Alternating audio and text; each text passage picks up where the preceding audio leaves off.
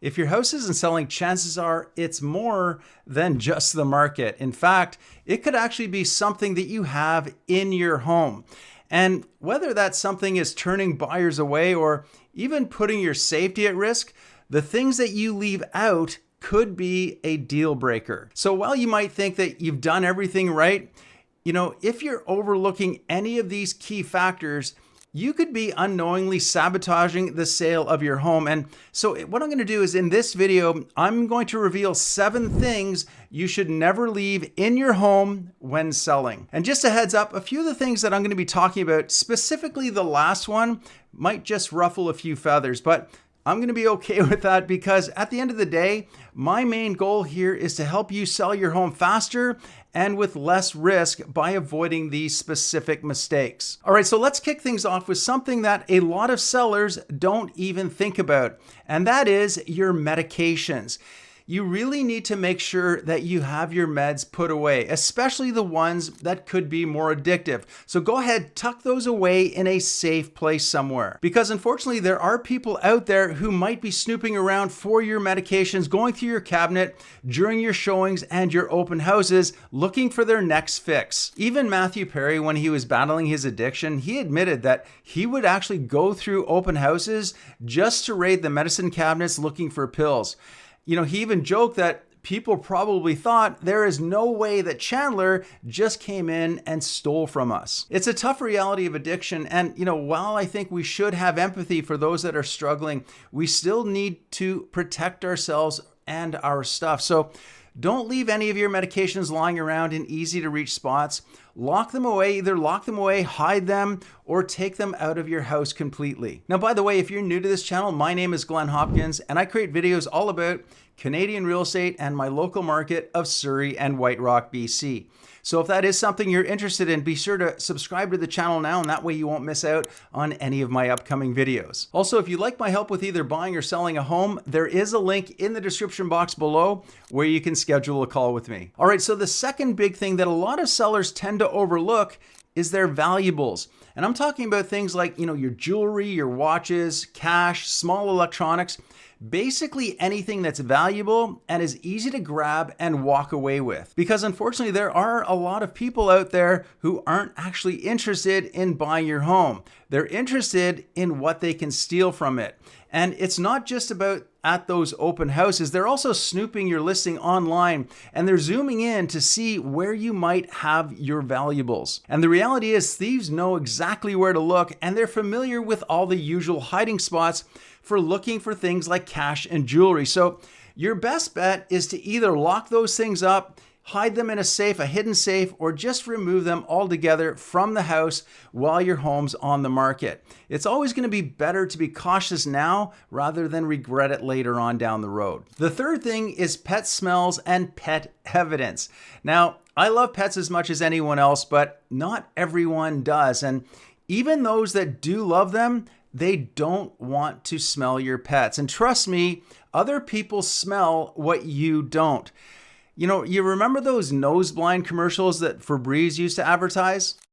Sadly, Angela's gotten used to the odor her cat leaves in the couch. She no longer smells it. Yep, she's gone nose blind. We staged an intervention to help her sister break the news. To the left. This is exactly what your house smells like. For real? Yes.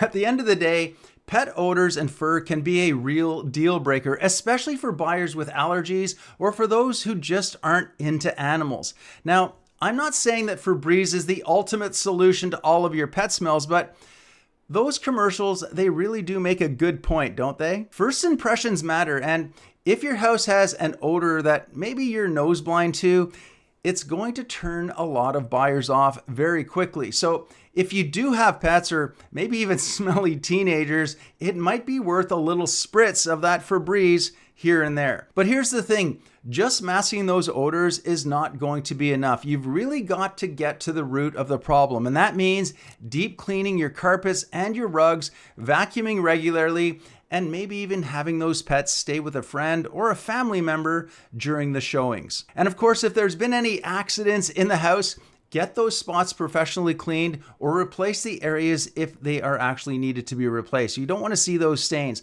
The goal is for the buyers to walk in to smell freshness and not Fido. And it's not just about the smell. Think about how the place looks as well. Pet toys, food bowls, litter boxes, they're all lying around. They can easily distract buyers from seeing your home at its very best. And even again, those that love pets, they don't need to be reminded of the mess that comes with having them. So go ahead, stash away those items during the showings to keep the place looking clean and as neutral as possible. And lastly, don't forget about the wear and tear that pets can leave behind.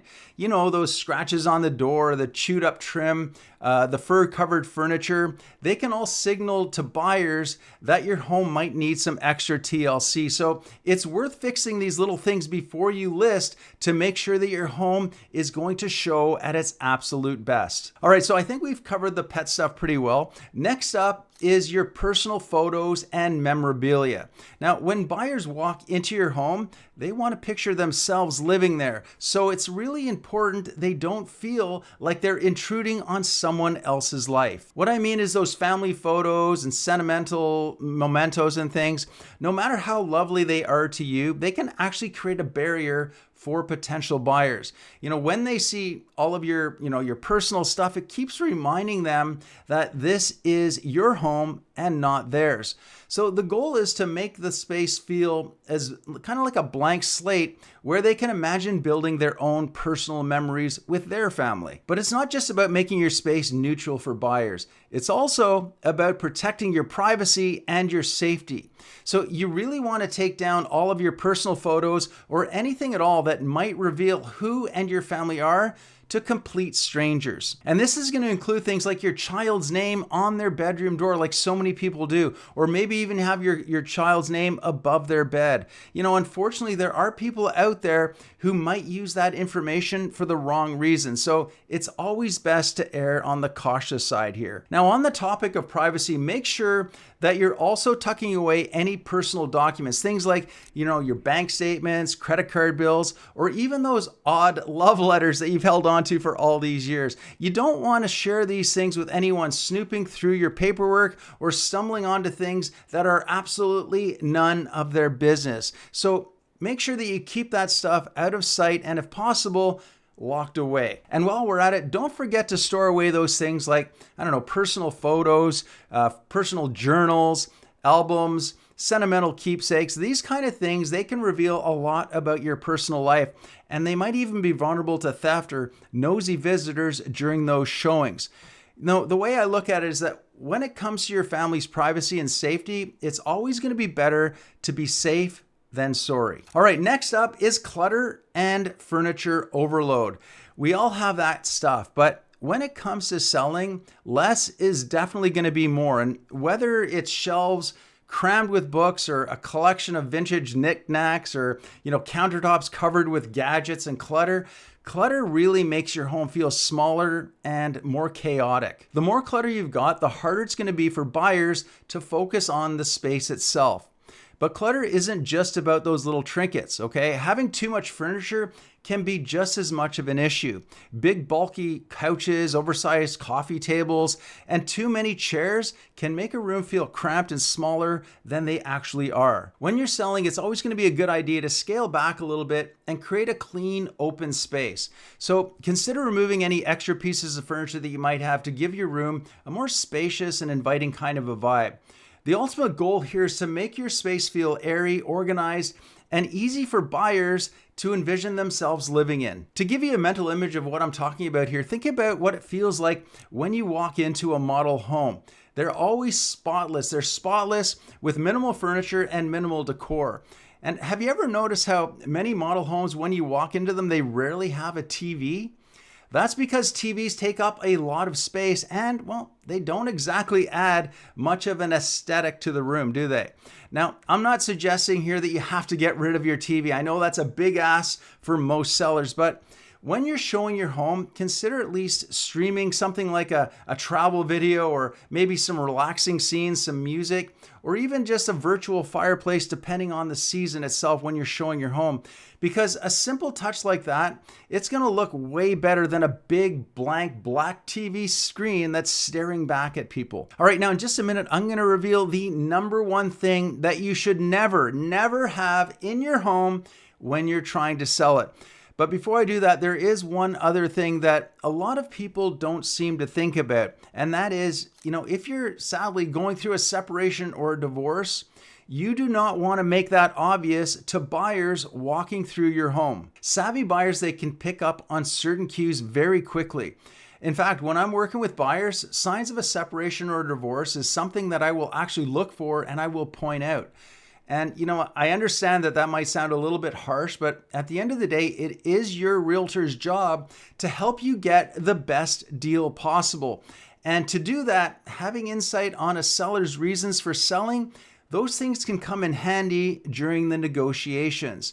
So if you're a seller, which you obviously are if you're watching this video, you're going to want to be mindful of those little cues that buyers might pick up on, especially in the primary bedroom. Things like only having one toothbrush in the toothbrush holder, or one side of the closet completely full while the other side is completely empty. That can send a message that you don't necessarily intend, but these subtle details can make and give a buyer information that they can use during their negotiations to their advantage. The truth is, savvy buyers, they're always on the lookout for sellers who might be going through a tough spot in life, and nothing screams distress more than a pending divorce. And, if they catch wind that you're in a situation where you might have to sell, they're more than likely going to throw out lowball offers, and they're also going to push harder during negotiations, just simply assuming that you're not in a position where you're going to want to wait for a better deal.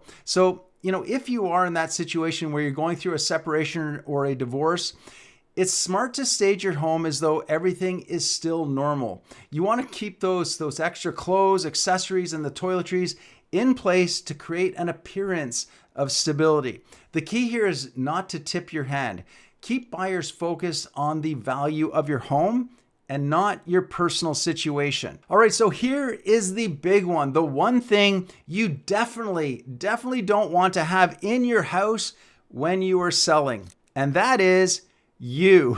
Nothing makes a buyer more uncomfortable than a seller hanging around during a showing. Here's the thing, buyers, they want to picture themselves living in your house, not you.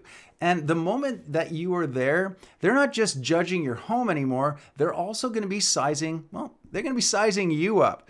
And if they don't click with you for even the silliest of reasons, it could really hurt the chances of making a sale. Now, it's not that you're not a great person. It could be absolutely anything. Maybe they don't like the color of your shirt, the way that you style your hair, if you even have any hair, or even just your personal vibe. You'd be surprised at the smallest things that can turn people off. Plus, I've also seen a lot of sellers accidentally spill information that weakens their negotiation position. Now, of course, none of this is meant to offend you. It's just a reminder here that when you hire an agent, it's their job to sell your house. And a great agent, they know exactly what to say. And more importantly, they're going to know exactly what not to say to get you top dollar. So do yourself a favor. When buyers are going through your home, make sure that you are not there. Now, avoiding all of these mistakes will definitely make a difference. But there is one more powerful secret that could be a real game changer for you when selling your home, that can help you sell it faster and possibly even for more money. It's something that even experienced sellers often miss. And it could be what separates you from possibly getting multiple offers or no offers at all. So to find out what that is, make sure you watch this next video.